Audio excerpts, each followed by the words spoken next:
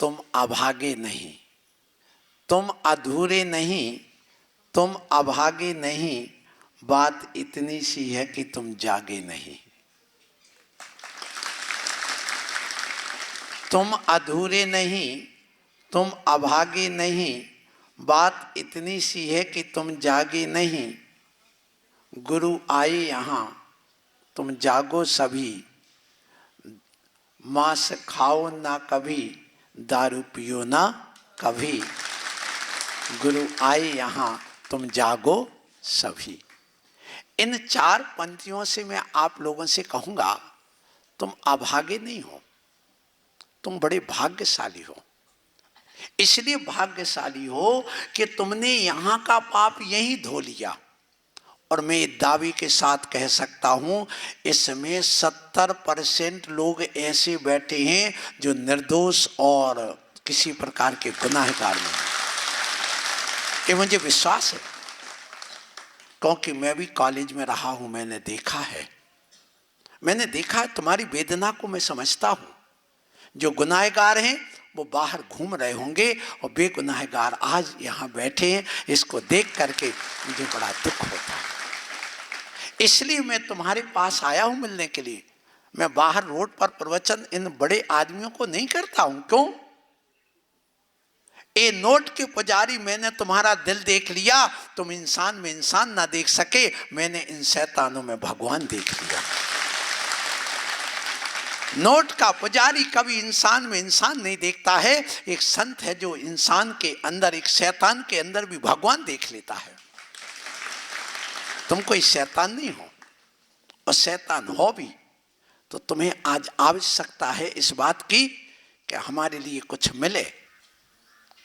ये ध्यान रखना, राम ने अपने जीवन में कितने कष्ट भोगे आपको मालूम है।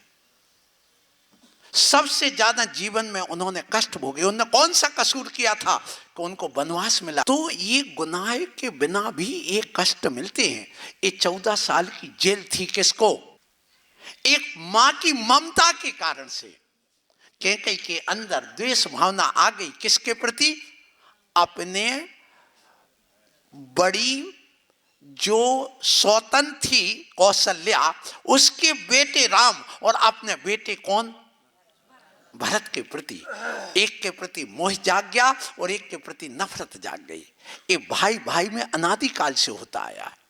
महिलाओं में ये द्वेष भावना, माताओं मैं आपसे कहूंगा, आदमी जब भी क्रोध करता है उसका अंत बुरा होता है।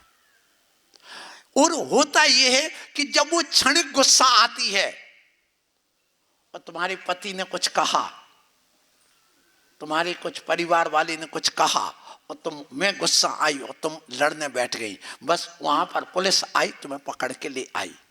देखिए, यहां पर एक चीज और सीख लेना आप लोग। सबसे बड़े कैदी ये बैठे हैं सामने। प्रतीक भैया सबसे बड़े कैदी है। हमारे शुक्ला जी सबसे बड़े कैदी हैं। क्यों हैं? सुन लो, जेल में 4 प्रकार के लोग हैं आज। कितने प्रकार के? 4 प्रकार के। एक वो जो जेल में हमेशा सारी जिंदगी रहते हैं। एक वो जो जेल में लाए जाते, रखे जाते हैं और कुछ दिन में चले जाते हैं। एक वो जो बुलाए जाते हैं, एक वो जिनको बुलाया जाता है, एक वो जो बीच बीच में आते और जाते रहते हैं। कितने प्रकार के हो गए? 4। देखिए, मैं आपसे कहूं, आपको 2 जून की रोटी अर्थात 2 बार की रोटी मिलती, सुबह नाश्ता मिलता, तुम खा करके घुर्रा दे करके सो जाते हो।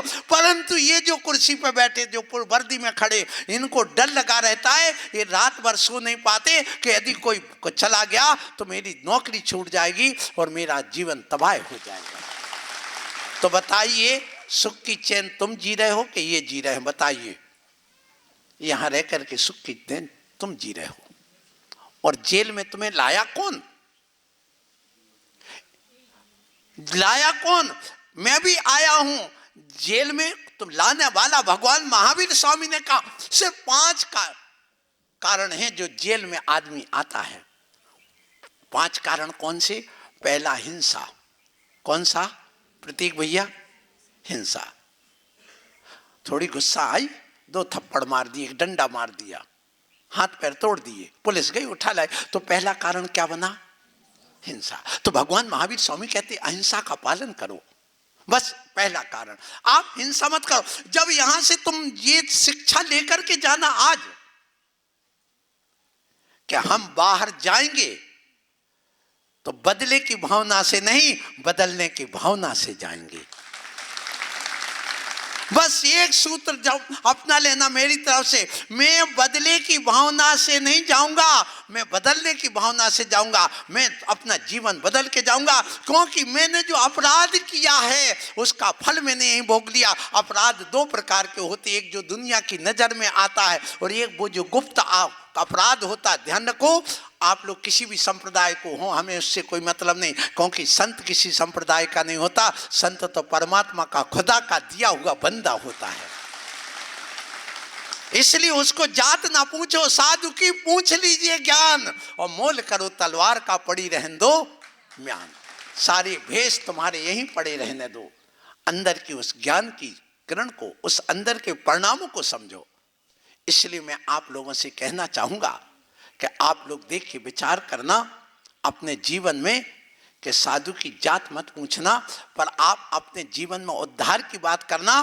तो पाप 2 प्रकार के, एक जो दुनिया की नजर में आ जाते वो पाप है, और एक जो नजर में नहीं आते गुप्त पाप कहलाते हैं। ध्यान रखना, तुम्हारे नजर में आए हुए पाप यही धुल गए, और संत के दर्शन कर लिए तो तुम्हारे अंदर के गुप्त पाप धुल गए। मेरा आशीर्वाद।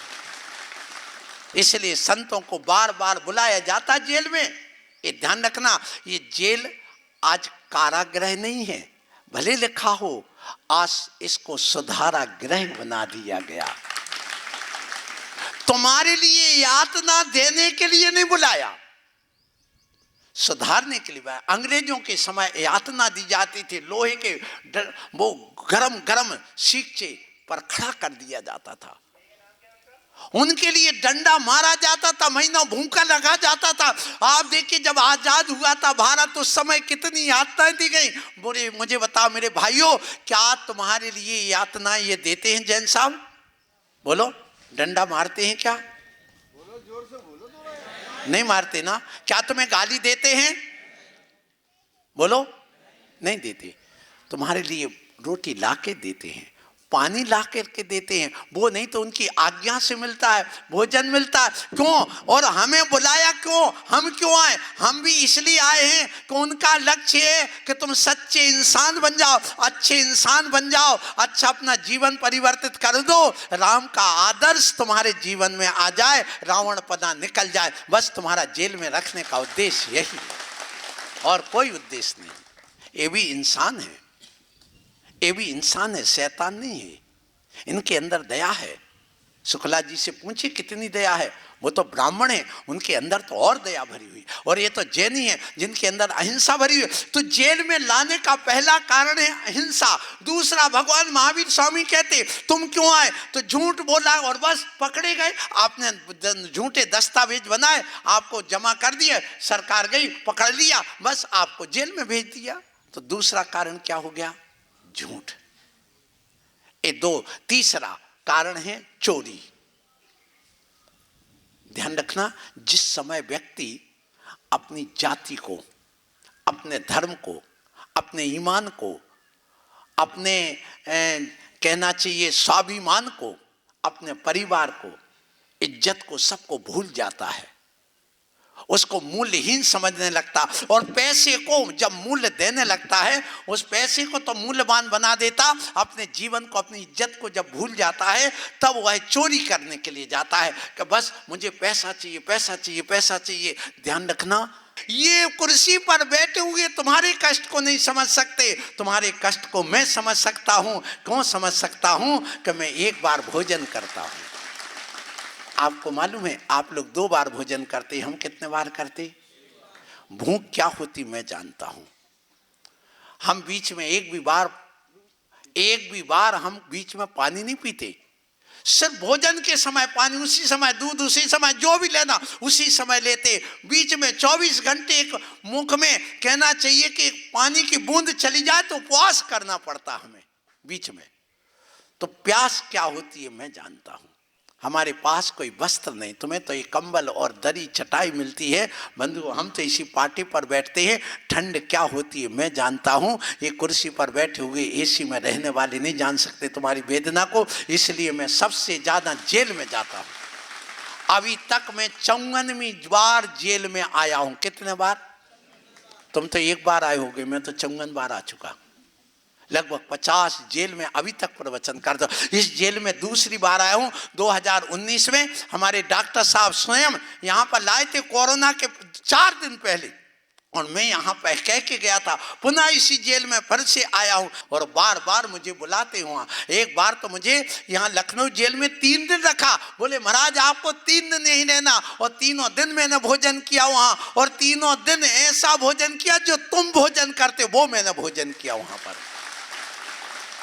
वहीं के कैदी जो बैठे थे वहाँ जैन लोग, उन्होंने भोजन बना करके मेरे लिए भोजन कराए। अभी तक 4 जेल में मैं आहार कर चुका हूँ। इनको पता नहीं, इसी पेड़ के नीचे खड़े होकर के। आपको नहीं पता होगा कि हम जो दिगंबर साधु हैं हाथ में भोजन करते, थाली भी नहीं लेते। क्यों नहीं लेते? यदि थाली ले गए तो अभी प्रतीक भाई आएंगे और वो कहेंगे बहुत बड़े वो हैं जेल अधीक्षक, पैसे वाले हैं, तो वो हमें सोने का कटोरा देंगे, भोजन के लिए थाली सोने की दे गए। और एक यदि जो गरीब बैठे हमारे बाजू में पत्रकार महोदय, अब वो रखे वे हमें ऐसा कोई भी एल्यूमिनियम का दे देंगे तो हमें राग द्वेष होगा, वो अच्छा लगेगा ये बुरा लगेगा। और हमें राग द्वेष मोह से उठे हुए होते हैं, हमारे अंदर कोई विकार नहीं, सब हमारे लिए मिट्टी और सोना बराबर होता है, इसलिए संत की श्रेणी में आ जाते हैं।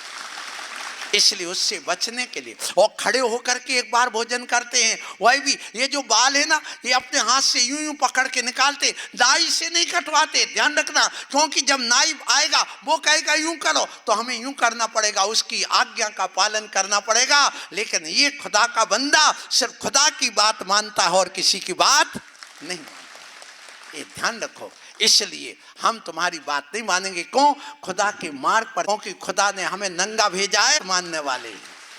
ध्यान रखो, इसलिए खुदा ने कभी कपड़े में नहीं भेजा। आप लोगों के मन में एक विचार आएगा, मैं आपको बात करूंगा आगे की, लेकिन जब ये प्रसंग आई गया कि भगवान ने कहा तुम चोरी नहीं करना, तुम झूठ नहीं बोलना, हम कपड़े रखेंगे, हमें वो लाना पड़ेगा पाउडर वगैरह, तो उसमें बनाने में हिंसा होगी, रखने में हिंसा होगी, कपड़े धोने में हिंसा होगी, पानी बहेगा उसमें हिंसा होगी, ये वनस्पति कटेगी उसमें कपड़ा बनाने के लिए, कागज आदि बनाने के लिए उसमें हिंसा होगी। इन सब हिंसा से बचने के लिए नेचुरल प्राकृतिक, जैसे गाय भी नग्न है पर तुम्हें नंगी नहीं दिखती है गाय, तुम्हें बैल नंगा है पर नंगा नहीं दिखता, क्योंकि हमने अपनी दृष्टि बदल ली है और उसके अंदर ध्यान रखना वो विकार नहीं है। भगवान ने हमें नंगा भेजा, ये निश्चित बात है। मुझे ये बताओ, ये पेड़ लगा है पीपल का, इस पीपल की डाल को आप तोड़ोगे और तोड़ करके यदि रोपण करोगे, इसका कलम लगाओगे तो कैसी आएगी? आम जैसी क्या पीपल जैसी?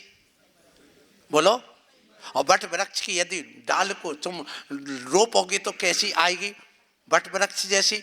अब देखिए, आपने यहाँ पर कहा है कि हम ब्रह्मा के अंश हैं। किसके अंश?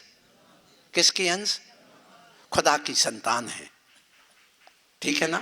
ये तो सबको स्वीकार है ना यहाँ पर बैठे हुए। अब ये बताइए, जब हम खुदा के अंश संतान हैं या ब्रह्मा के अंश हैं, ब्रह्मा ये वृक्ष है, बहुत बड़ा बट वृक्ष है, और हम उसके अंश हैं, तो अब बताइए बट वृक्ष का हमने एक अंश तोड़ करके रोपा तो वह बट वृक्ष जैसे ही हुआ है। इसका मतलब ये है कि जब हम जन्मे थे तो दिगंबर थे, तो हमारा ब्रह्मा कैसा होगा? दिगंबर होगा, क्योंकि हम ब्रह्मा के अंश के रूप में जन्मे। लेकिन जब व्यक्ति के अंदर मोह पैदा होता है, जब व्यक्ति के अंदर वासना पैदा होती है, जब व्यक्ति के अंदर विकार पैदा होता है, जब व्यक्ति के अंदर हिंसा पैदा होती है, जब व्यक्ति के अंदर छल कपट पैदा होता है, जब व्यक्ति के अंदर कुशील पैदा होता है, जब व्यक्ति के अंदर लोभ लालच होकर परिग्रह को इकट्ठा करने की बात आती है, तो उस समय कह देते हैं मर्यादा में रहो। उसी के लिए कानून होता, उसी के लिए जेल होती, इसी के लिए सारे नियम धर्म होते हैं। तो कहा गया, ध्यान रखना, माँ की गोद में एक बेटा बैठा हो, तो अब तुम लोग बैठी हो माताओं, पश्चाताप करके जाना और ये सोचना कि अब मुझे स्त्री की पर्याय ना मिले, मेरे अंदर वो विकार पैदा ना हो, मेरे आत्मा में ऐसी विशुद्धि आ जाए कि मैं भी एक पुरुष बनकर के एक दिन अपने तीर्थंकर और राम जैसी हमारी कोख में जन्म ले जाए, महावीर जैसी मेरी कोख में जन्म ले जाए, मेरा कल्याण हो जाए। ऐसी भावना करके निकलना जेल से। ये मत सोचना उस सास ने, उस बहू ने या उस मोहल्ले में उस नारी ने मुझे फंसाया, उस पुरुष ने फंसाया, मैं उसके प्राण ले लूंगी, ऐसा मत सोचना, अन्यथा इसका पाप अभी तो कट जाएगा। यदि ऐसा सोच करके जाओगे तो नरक और निगोद में तुम्हें ये कर्म भोगना पड़ेगा। इसलिए ध्यान रखो, बदले की भावना से नहीं निकलना, बदलने की कि सामने वाला भी बदल जाए, मेरे परिणाम भी बदल जाए। मैं राम ने कोई अपराध नहीं किया, सीता ने कोई अपराध नहीं किया, अरे कृष्ण ने कौन सा अपराध किया था? वो बताइए, इतने महापुरुष होकर के जंगलों में उनको जन्म लेना पड़ा, वहां क्या क्या हुआ, उनकी माँ के ऊपर कितना आरोप हुआ, क्योंकि तुम्हारे लिए यहाँ और क्या काम है। ध्यान रख लो, यहाँ पर तुम वो काम कर सकते जो मैं जंगल में रह करके करता हूँ, वो काम तुम यहाँ कर सकते हो। तुम एक साहित्य लिखिए, तुम यहाँ पर मंत्र जपिए, तुम यहाँ बैठ करके अच्छा काम करिए। हमारे गुरुवर विद्यासागर जी महाराज जिनकी समाधि हो गई है, उन्होंने यहाँ जेल में हथकरघा खुलवाए, जगह जगह के बैठे बैठे तुम हथकरघा करके, और आज तो ये सुविधा दे दी है क्योंकि ये सुधारा गृह नाम इसका रख दिया गया कि तुम यहाँ बैठे बैठे काम करो और उसका पैसा अपने बैंक में डाल करके अपने परिवार को भेजो। मतलब आम के आम और गुठलियों के दाम, तुम्हारा पाप भी यहीं धुल गए और तुम्हारा परिवार भी पल रहा है। ये कार्य तुम यहाँ करके कर सकते हो। और यदि तुम रात दिन वो ही उधेड़ बुन में लगे रहे कि उससे मैं क्या करूंगा, जब मैं छूट के जाऊंगा तो उससे मैं ऐसा लूंगा, मैं उसको देख लूंगा, उसके हाथ पैर तोड़ दूंगा, उससे बदला लूंगा, उसको जेल भिजवा दूंगा या उसका दुनिया से काम तमाम कर दूंगा, ऐसे विचार करते रहोगे तो ध्यान रखना, जो जस करे सो तस फल चाखा। ये क्यों लिखा गया? कर्म प्रधान विश्व करी राखा।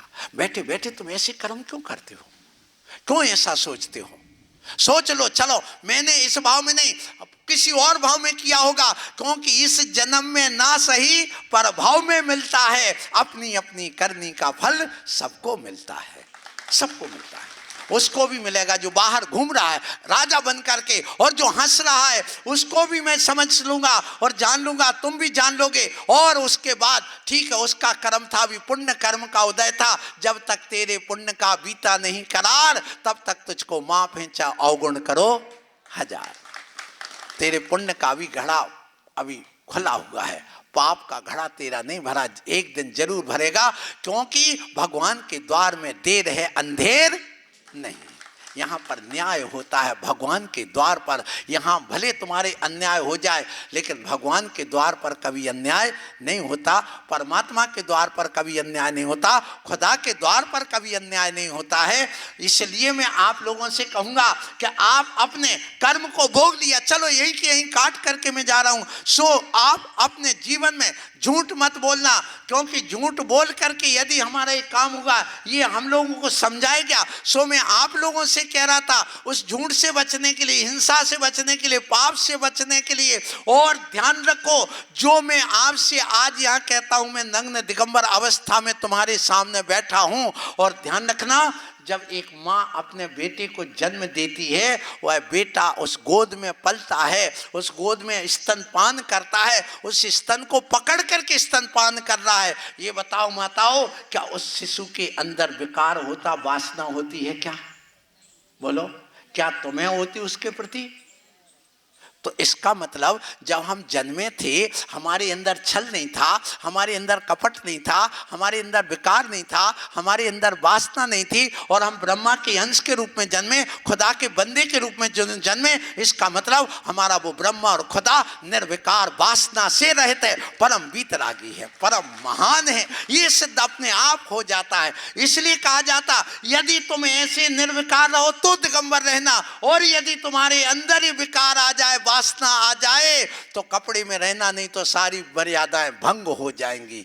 इसलिए हम लोग यहाँ आकर के आपके बीच में दिगंबर बैठे हैं, क्योंकि दिगंबर के बिना मुक्ति नहीं मिलती। ध्यान रखना, दुनिया में ऐसा कोई धर्म नहीं बंधुओं। देखो, 2 गज जमी है तेरी, बाकी किसकी है? सब यहीं पड़ी रहे, क्योंकि जब मरता है आदमी तो जलाने के लिए, मुर्दा को लेटाने के लिए, दफनाने के लिए कितने गज चाहिए? 2 गज। बस कहते हैं यदि रोग से बचना है तो 2 गज दूरी बना करके रखो, नहीं तो कोरोना हो जाएगा, सर्दी जुकाम हो जाएगी। और यदि तुम जाते हो तो 2 गज जमीन मात्र तेरी है, इसके अलावा कुछ नहीं है। तू सब लेकर के नहीं जा पाएगा, यहीं सब छूट के रह जाएगा। जब तुम्हें यहीं छोड़ करके जाना है, सब कुछ करना है, यहाँ पे तुम एक दाना नहीं ले पाओगे, चाहे जितने इकट्ठे कर लो हीरे मोती, पर ध्यान रखना कफन में जेब नहीं होती। इस सिद्धांत को लेकर के चलिए ना। कितने भी तुम जोड़ लो, कितना भी परिग्रह इकट्ठा कर लो, लेकिन आपने कभी देखी कफन में जेब? किसी ने बताओ, चाहे हिंदू हो, मुस्लिम हो, सिख हो, ईसाई हो, जैन हो, बौद्ध हो, किसी के कफन में जेब नहीं होती। नया वस्त्र डाला जाता है, ये आपको पता होगा। ये मैं आपसे कहना चाहता हूँ। इसलिए आप लोग यहाँ जो बैठे हैं, देखो दिगंबर से मुक्ति मिलती है, निश्चित बात है। हम लोगों को कहा देखो यदि छोटी है तुमसे तो ये तेरी बेटी है, और पिता और बेटी का संबंध पवित्र होता है।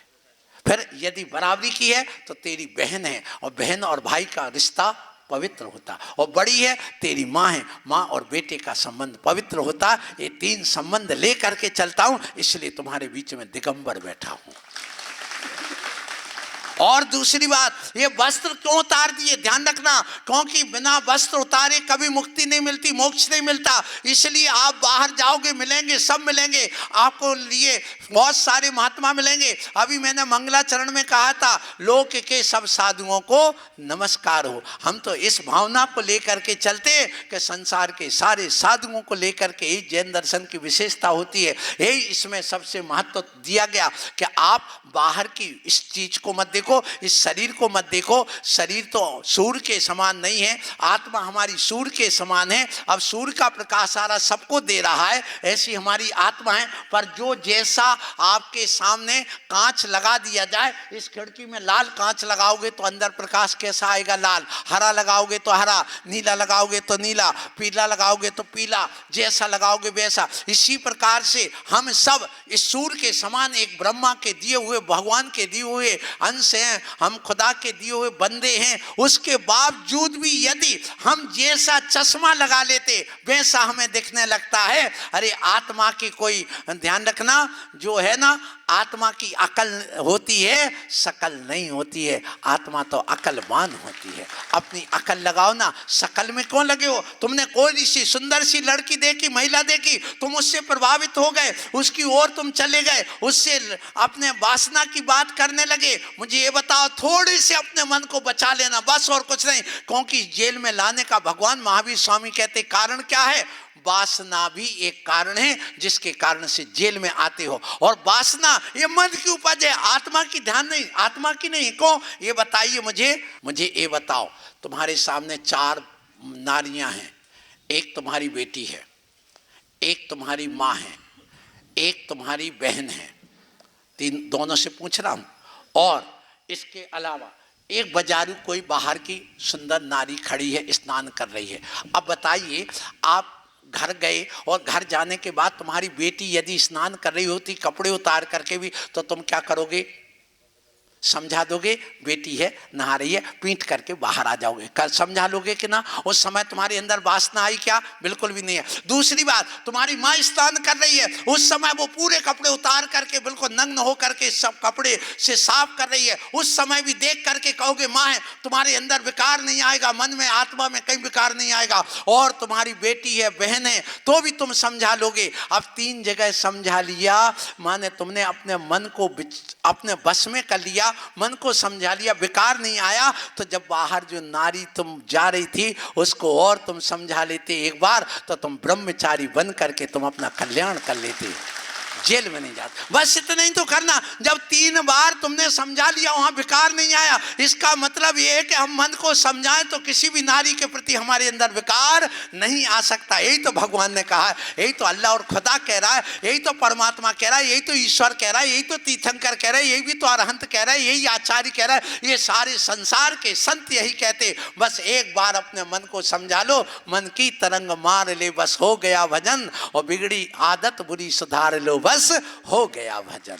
करना क्या, बैठो बस, और कुछ नहीं करना। एक बार यदि तुमने अपने मन को समझा लिया, बस कल्याण हो जाएगा। उस मन को समझाना है और किसी को नहीं समझाना। आपके पास कई साधु आते हैं, बार बार बुलाए जाते हैं, क्योंकि तुम्हें सुधारना है, अपने मन को समझाना है। क्योंकि मन की तरंगे जो उठ रही हैं तरह तरह की, यहाँ जेल में रह करके उन तरंगों को मारना, और कुछ नहीं करना। हम भी तो यही किया है, हम भी तो यही कर रहे हैं। अभी तक हमने भोजन नहीं किया, कल 24 घंटे हो गए, अभी तक ना पानी पिया ना भोजन किया। तुम तो सुबह नाश्ता भी कर लिया होगा, भोजन भी कर लिया होगा, शाम को भी क्या हुआ, दोपहर में भी हो सकता खाया हो, और चोरी छुपे बीड़ी सिगरेट भी बुला लिया होगा। क्या पता कोई कैसे हो नहीं सकता, आजकल तो वो भी आने लगा।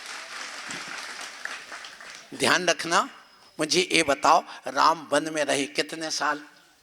14 वर्ष। अच्छा ईमानदारी से बताओ, यदि तुम राम को मानते हो, अभी राम लला की स्थापना हो गई, हमारे मोदी जी ने करा दी, क्या तुम राम को मानते हो? राम ने 14 वर्ष में रह के शराब पी क्या? बोलो, क्या उन्होंने मांस खाया? वहां पर जाते वो मृग है, क्या खाया? नहीं खाया। इसलिए वो मर्यादा पुरुषोत्तम नाम रहे। दूसरी बात मैं इन माताओं से कहता हूं, सुन लो। जिस समय सीता ने कहा जाओ, सीता से कहा, कैकेयी ने, कैकेयी ने कहा अपने पति कौन, दशरथ से, राम को वनवास होना चाहिए। कितने साल का? 14 वर्ष का वनवास होना चाहिए। और राम को की जगह राज सिंहासन किसका होना चाहिए? भरत का। कैकेयी ने गलत नहीं किया था, ध्यान रखना।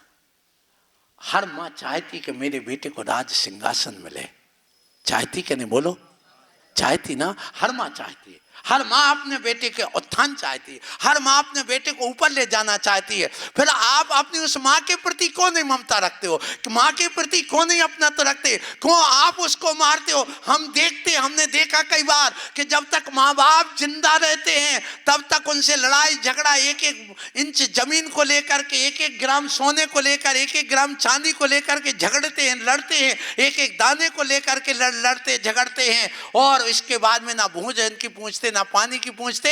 इसलिए किसी कवि ने लिखा है कि जियत बाप से दंगम दंगा और मरे बाप को ले गए गंगा। जियत बाप से दंगम दंगा, मरे बाप को ले गए गंगा। और जियत बाप से पूछे नहीं बात और मरे बाप को दूध और भात। इसको धर्म कहोगे क्या? अरे जब बाप जिंदा था तब उनको पूछना था, तब उनको नमन करना था। जितने बेटे बैठे अपने पिता को परमात्मा मानो, पिता से बड़ा कोई परमात्मा नहीं होता है, ध्यान रखना। और पति महिला के लिए अपने पति से बढ़ करके कोई परमात्मा नहीं होता है। ये सिद्धांत है हमारी भारतीय संस्कृति का। इस सिद्धांत को लेकर के चलिए और अपने जीवन को उन्नत बनाने की बात करिए। तो मैं आप लोगों से ये कहना चाहता हूं कि देखिए, वहां पर कैकेयी ने कह दिया जाओ दशरथ, मैंने तुम्हारे लिए विजय बनाया है, मैंने अपनी उंगली लगाई उस धुरी में, तुम्हारी विजय दिलाई है। अब तुम्हारे लिए राम को वनवास देना होगा। अब राम को वनवास हो गया। उस समय सीता थी कि नहीं? बोलो, थी ना? तो सीता ने क्या कहा, ए सास, मेरे पति को तुम जेल वो वनवास भेजती हो? और लिया 2 डंडे मारे थे क्या उसने? बोलो, नहीं मारे थे। लड़ने झगड़ने गई थी? नहीं गई थी। क्या किया? राम बन गए तो पति के साथ चल, जो तोरी गति सो मोरी गति। हे पर पति देव, जो तुम्हारी गति होगी वो मेरी गति होगी। चलो मैं भी तुम्हारे साथ चली जाऊंगी। ईमानदारी से बताओ, यदि तुम्हारे सास ससुर तुम्हें घर से निकाल दें, तुम्हारे पति से निकाल दें, तो तुम डंडा लेके आओगे, जेल जाओगे, कोर्ट कचहरी करोगे, दुनिया के नाटक करोगे। क्या तुम उनके आदर्श को मानती हो? नहीं मानती तो मानना होगा। दूसरी बात मैं आप लोगों से कहूंगा, जिस समय ईमानदारी से बताना, यदि तुम्हारे 4 भाई हो तुम और पिता तुम्हारे लिए घर से निकाल दे, निकल जाओ, तुम्हें कुछ नहीं मिलेगा, हम अपने उस छोटे बेटे को देंगे, तुम क्या करोगे उस समय? बताओ, अच्छा ईमानदारी से बताना। तुम तत्काल पुलिस थाने जाओगे, लिखा पढ़ी निकलवाओगे? नहीं, ये मेरा हिस्सा, मुझे भाई को क्यों दिया जा रहा? बताइए, राम ने क्या वहां झगड़ा किया? नहीं, मैं उत्तराधिकारी था। वहां पर अपने भाई को डंडा मारते, पिता को डंडा मारते, लड़ाई करते थे क्या? लड़ाई करी क्या? तो फिर तुम क्यों करते हो? अपने भाई के प्रति, ठीक है भाई है, खून का रिश्ता है, ले लिया तो ले लिया, अब उसमें क्यों तुम झगड़ते हो, क्यों अपने अंदर से विचार करते हो? ये सोचना होगा तुम लोगों को। और इतना सोच लिया, चलो अपना घर का घर में गया, कहीं बाहर थोड़ी जा रहा है, अपने भाई के पास तो है, अपने चाचा के पास तो है, हम और कमा लेंगे। अरे पैसा तो हाथ का मैल है, जब चाहो मल के निकाल लो। ये पुरुषार्थ करके बात करो, क्यों इस 2 पैसे के लिए तुम लड़ते हो और यहाँ जेल में पड़े हो? इसलिए ध्यान रखो, उस पैसे के लिए तुम इतनी सारी दुर्गति। जब अपन को मरना है, जाना है, एक दाना भी नहीं ले जाना, सब यहीं रह जाना है, 2 गज जमीन हमारी है, माँ की कुछ नहीं। यहाँ तक कि ध्यान रखना, ध्यान रखो आप लोग कि ये वस्त्र भी वहाँ पर कफन के रूप में आपको डाला जाता है। आपको ये भी पता होगा क्यों डालते हैं कफन, बताइए कौन है यहाँ पर? हिंदू हो, मुस्लिम हो, सिख हो, ईसाई हो, बौद्ध हो, जैन हो, कोई भी संप्रदाय का रहे, जब मरण होता है, जनाजा उठता है, इस्लाम धर्म वाला उसको स्नान कराता है, पूरे मुर्दे को स्नान करा के नए कपड़े पहनाता है, एक कफन डालता है और बांध करके ले ना जाके ऐसा ले जा करके जब वहाँ करता है दफन की क्रिया। यदि तुम हिंदू हो और हिंदू लोग जब वहाँ जाते हैं, उस मुर्दे के ऊपर जाते हैं, तो ये बताइए वो पुराना फटा पुराना कपड़ा ला करके डालते हैं या नया कपड़ा डालते? बोलो क्यों नया कपड़ा क्यों डाला? क्या वजह थी कि नया कपड़ा डाला? इसलिए मैं आपसे कहना चाहता हूं, नया कपड़ा क्यों डाला? और जब तुम जनाजा उठता है उसको ले जाते हो, बांध के ले जाते हो, और ईमानदारी से बताओ आप गए हो? मैं तो सिर्फ एक ही बार गया, एक ही बार देखा और मुझे बैराग हो गया कि मुझे अपने पिता के साथ ये व्यवहार करना पड़ेगा। धिक्कार है, मैं जिंदा रहते ये काम नहीं कर सकता। और मैंने चला और जाकर के आचार्य गुरुवर विद्यासागर जी के चरणों में पहुंच गया, सारी जमीन को छोड़कर। मैं तुमसे प्रेम करती हूं, कौन कहने लगी? बोलो। शूर्पणखा। तो क्या हुआ? लक्ष्मण कहता है भाग जाए यहां से।